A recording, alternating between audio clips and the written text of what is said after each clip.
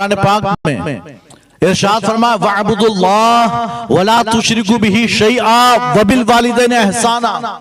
اللہ کی عبادت کرو، اس کے ساتھ کسی کو شریک مت کرنا، اور ماں باپ کے ساتھ حسن سلوک کرنا۔ اور اللہ نے یہ ایک جگہ نہیں، ایسے 3-4 مقامات پر اپنی عبودیت کا یعنی اپنی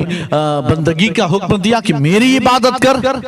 اور ماں باپ کے ساتھ حسن سلوک، یعنی اللہ نے اپنی عبادت کے ساتھ ماں باپ کے ساتھ حسن سلوک کو ملا دیا۔ تو کیا سمجھتا ہے کہ صرف اللہ کی عبادت کر کے تو بچ جائے گا؟ نہیں، تجھ پر ایک اور ذمہ داری ہے، اپنے ماں باپ کی اطاعت کرنا، اپنے ماں باپ کی فرمانبرداری کرنا، اپنے ماں باپ کے ساتھ حسن سلوک کرنا، صلہ رحمی کرنا، ان کی خدمت کرنا، ان کے حقوق کی ادائیگی کرنا۔ یہ ساری ذمہ داری اللہ نے بندے پر ڈالی۔ جب پیدا ہوتا ہے تو ذمہ داری باپ پر، ماں باپ پر، کہ بھئی اس کی پرورش، اس کی اچھی تربیت، اس کی تعلیم و تربیت، یہ ساری ذمہ داری تمہاری ماں باپ کی۔ لیکن جب بالغ ہوا پھر اللہ فرماتا ہے اب تیری ذمہ داری تیری، اب تو کما اور کما کر، پھر جب کماتا ہو جائے تو ماں باپ کی خدمت کر۔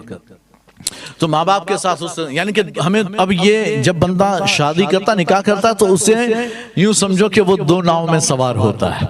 اور واقعی یہ جتنے شادی شدہ ان میں سے ہوں گے نا وہ جانتے ہیں کہ یہ 2 ناؤ کتنی خطرناک ہے،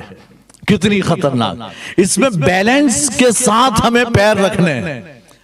ایک ناؤ بھی ادھر ادھر جائے گی تو بندہ چیر جائے گا،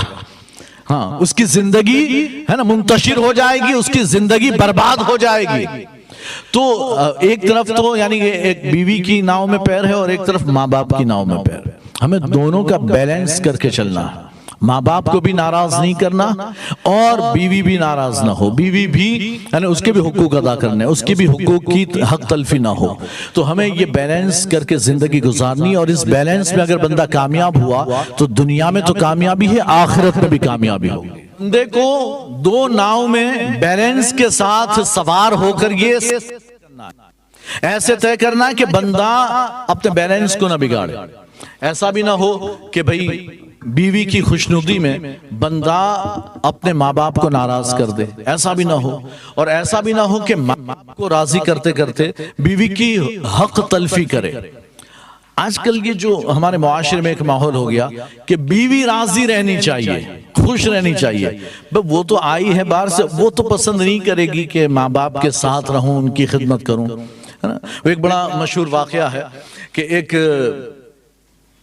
مرتبہ ایک نوجوان نے شادی کی تو اس کی بیوی جو ہے وہ عالمہ تھی، تو بڑا بندہ خوش تھا کہ عالمہ سے نکاح کیا میں نے، عالمہ سے، بڑا یعنی کہ اب وہ نیکی کی طرف دعوت دے گی اور مجھے بھی نیک بنا دے